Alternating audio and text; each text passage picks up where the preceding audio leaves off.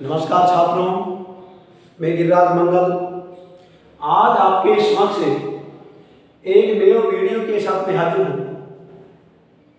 इस वीडियो में आपका बहुत बहुत स्वागत। आज अपन इस वीडियो में कक्षा 9वीं गणित प्रश्नावली 6.1 रेखाएं और कोण, जिसके भाग 2 के बारे में अध्ययन करेंगे। जिसमें आपको इस वीडियो में मैंने 3 क्वेश्चन दे रखे हैं। इन तीनों क्वेश्चनों को अपन इस वीडियो में समझेंगे। जिसमें पहला क्वेश्चन है, देखिए कि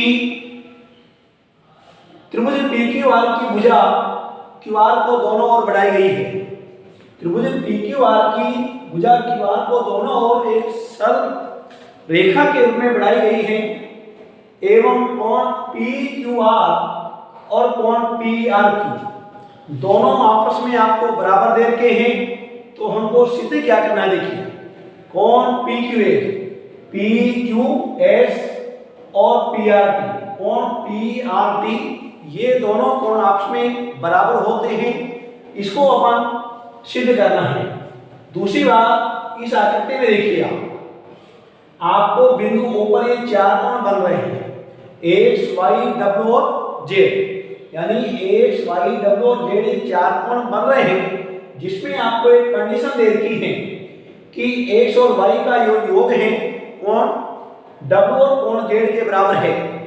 तो फिर हमको सीधे क्या करना है कि AOB एक सरल रेखा है। ये अपन इन कोणों के माध्यम से, इस कंडीशन के माध्यम से सिद्ध करने वाले हैं। तीसरे में आपको क्या दिया हुआ है कि कोण XYZ आपको 64 डिग्री का दे रखा है। जिसमें XY भुजा को P तक हम बढ़ाएंगे। बढ़ाने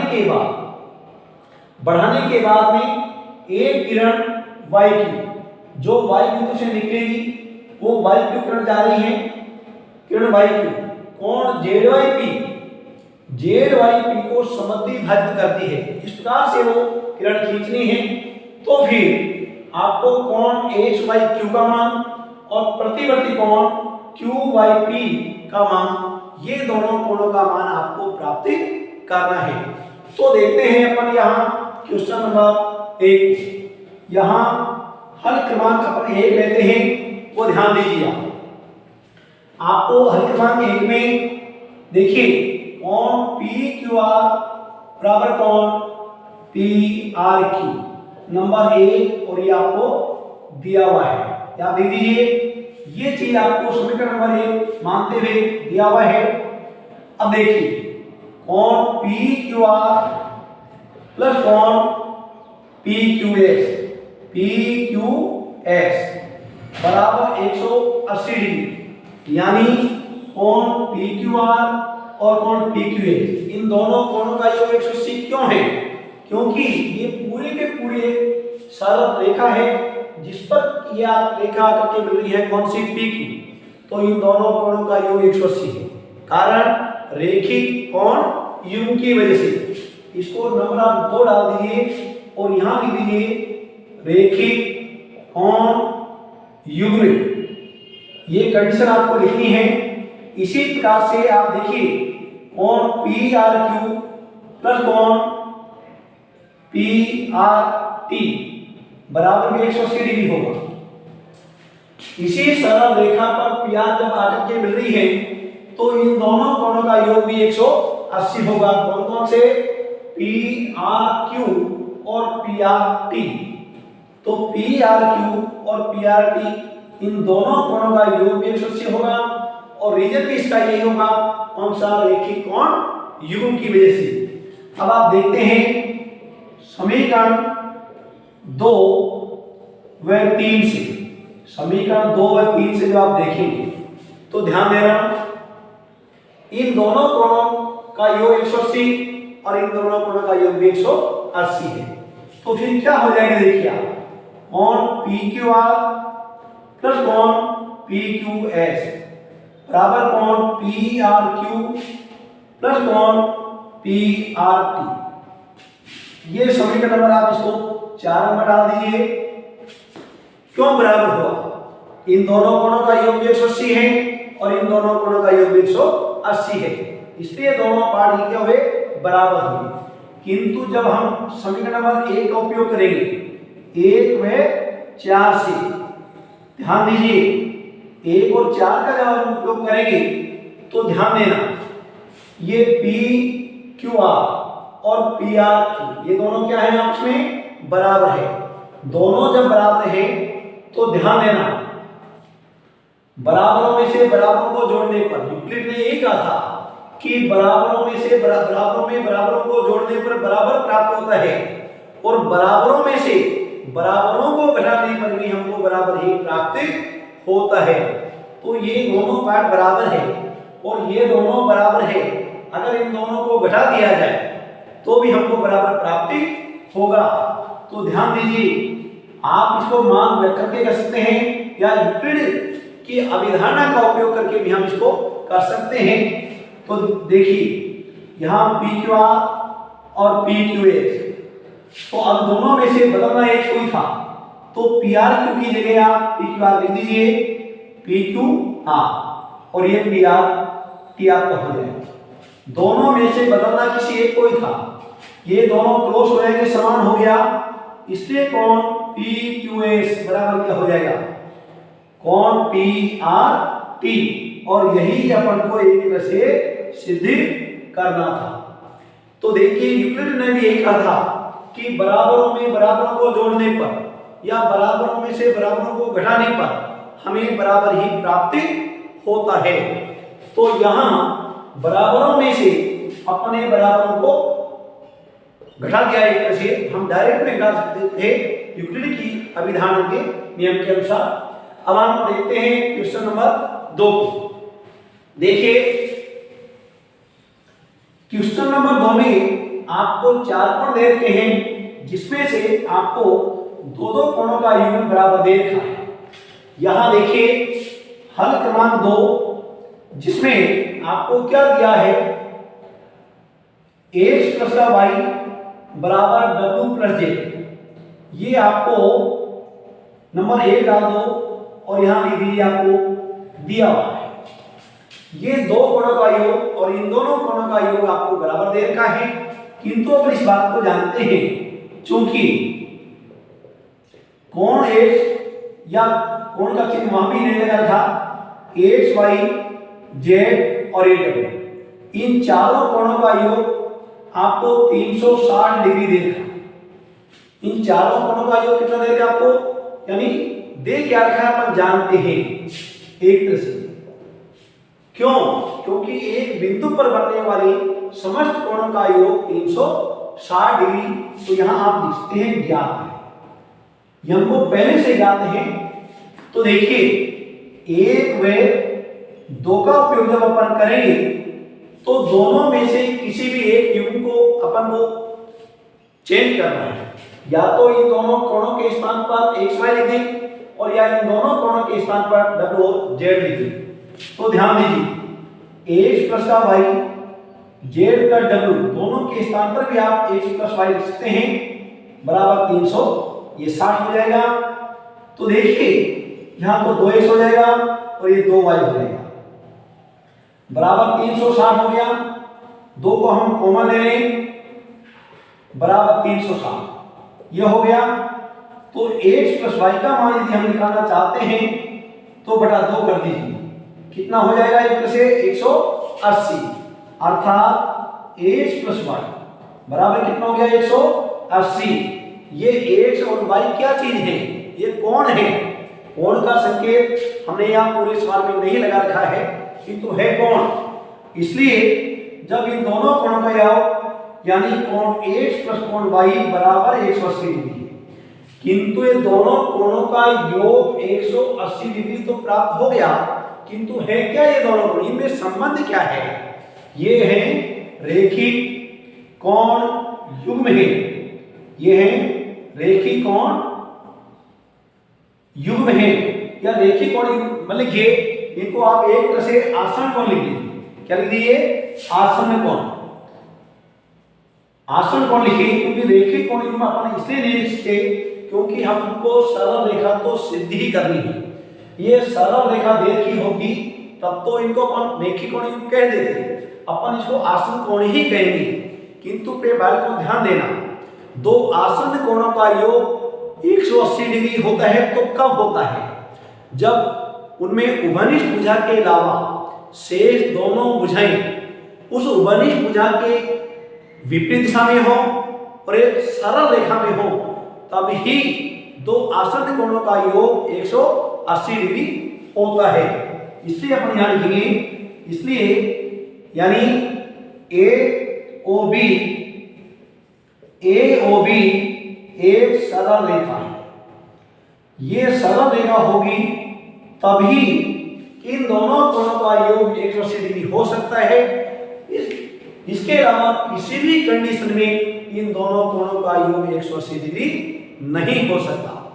तो अब हम देखते हैं क्वेश्चन नंबर, ये हमने सिद्ध किया है। अब हम क्वेश्चन नंबर 3 की बात करते हैं। क्वेश्चन नंबर 3 में आप देखेंगे,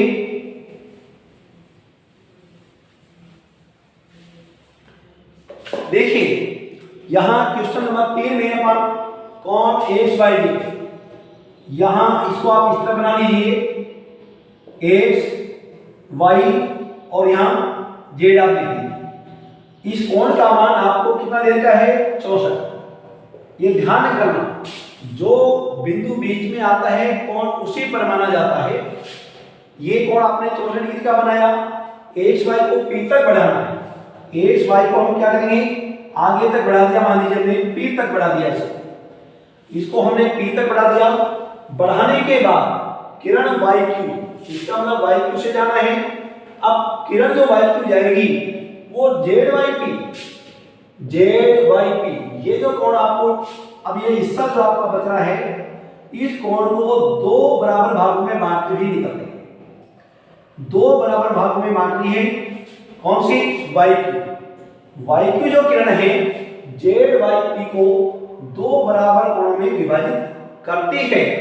तो देखिए XYQ, एक तो XYQ, आपको कोण XYQ निकालना है और दूसरा QYP, इसका प्रतिवर्ती कोण QYP, ये दोनों कोण अपन को प्राप्त करना है। तो देखिए चूंकि कोण ये XYP, चूंकि XYP एक सरल रेखा है, सरल रेखा है। क्यों है? क्योंकि अपन ने XY को बिल्कुल आगे बढ़ाया है, तो XYP क्या हो गया? ये सरल रेखा होगी। और जब सरल रेखा होगी तो ध्यान दीजिए, कोण XYZ, ये XYZ का मान आपको दे रखा है XYZ और कोण ZYP, इन दोनों कोणों का योग कितना हो जाएगा? 180। कारण क्या होगा? ध्यान दीजिए, मैंने आपको बताया ना कि जब किसी सरल रेखा पर कोई दूसरी रेखा आकर के मिलती है तो आसन कोणों का योग 180 होता है। और इसको नंबर 1 डाल दिए और यहां लिख दिया क्या? रेखी कोणीय योग लिखवा, इसको लिखिए आप रेखी कोण।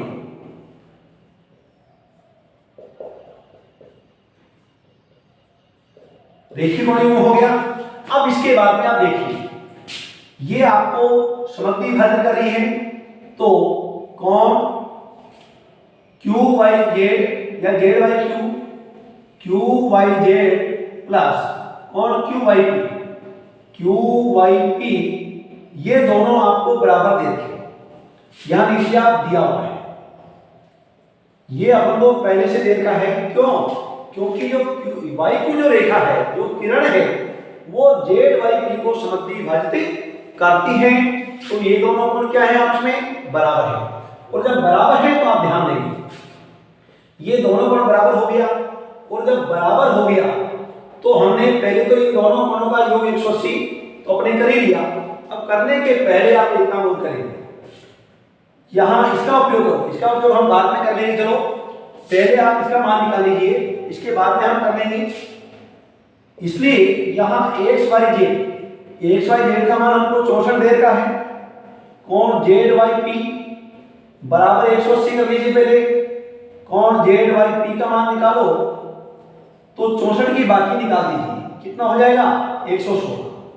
जेड वाई पी का मान निकल के आ गया 116। ये काम हमको सबसे पहला करना है। अब देखिए इसके बाद आप लिखो, चूंकि कोण जेड वाई क्यू और ये दोनों दूसरा कोण कौन सा है क्यू वाई पी, ये दोनों हमको बराबर दे रखा है। और बराबर जब दे रखा है तो ध्यान करिए प्रत्येक का मान बराबर तो है, किंतु है किसके बराबर, कोण जेड वाई पी के आधे के बराबर है। ये दोनों हिस्सा बराबर हुआ, किस कोण का हुआ, जेड वाई पी का हुआ। जेड वाई पी का मान हमने निकाल लिया तो यहां कितना हो जाएगा 58, यानी प्रत्येक कोण का मान कितना निकल के आ गया 58 डिग्री निकल के आ गया। अब ध्यान दीजिए आपसे किस किस का मान पूछा है वो भी आप देख लीजिए। एक तो एक्स वाई क्यू का मान पूछा है, एक्स वाई क्यू का मान पूछा है, इसलिए कोण एक्स वाई क्यू का मान निकल के आ जाएगा सबसे पहले एक्स वाई क्यू। ये दो कोणों के योग के बराबर हैं एक्स वाई जेड और दूसरा कोण कौन सा होगा क्यू वाई जेड, या जेड वाई क्यू लिख दो, जेड वाई क्यू। इन दोनों कोणों के योग के बराबर है तो 64 डिग्री प्लस का 58 डिग्री। अब इन दोनों को जोड़ दीजिए, 8 और 4 12, एक हासिल का 6 6 12, कितना हो गया एक से 122 डिग्री। किस कोण का मान, इसलिए कोण एक्स वाई क्यू का मान निकल के आ गया एक्स वाई क्यू बराबर हो गया 122 डिग्री। ये कोण हमने प्राप्त कर लिया। अब रही बात किसकी, क्यू वाई पी का तो मान हमने निकाल लिया, चूंकि यहां लिख दिया चूंकि कोण क्यू वाई पी बराबर 58 डिग्री तो हमने प्राप्त कर लिया, किंतु इसका पूछा क्या, इसने प्रतिवर्ती कोण पूछा है, इसलिए प्रतिवर्ती कोण क्यू वाई पी यदि अपन निकालेंगे तो ध्यान करना, मैंने आपको बताया कि किसी भी कोण का प्रतिवर्ती यदि हमको निकालना है तो हमको क्या करना है 360 में से उसको कम कर देना है। किसी भी कोण का प्रतिवर्ती कोण आप निकाले तो उसको 360 में से आप कम कर दीजिए, अर्थात कितना हो जाएगा 302 डिग्री। ये क्या प्राप्त हो गया आपको, प्रतिवर्ती कोण, यहां लिख दीजिए आप प्रतिवर्ती कोण क्यू वाई पी बराबर ये आपको प्राप्त हो गया 302 डिग्री। इस प्रकार से अपन यहां इन तीनों सवालों को जो है आसन कोण, रेखी कोण हुए, इन कोणों की सहायता लेते हुए अपन इन सवालों को सिद्ध किया। तो प्रिय बालकों, आपको हमने वीडियो के माध्यम से जो भी सवाल समझाए हैं इन सवालों को आपने एकाग्र मन से समझा होगा। समझने के बाद आप इस कार्य को अपनी नोटबुक में उतारिए और समय समय पर जो है वो आप जांच करवाते रहिए और आगे आने वाले वीडियो के लिए आप बिल्कुल तत्पर रहिए। तब तक के लिए धन्यवाद।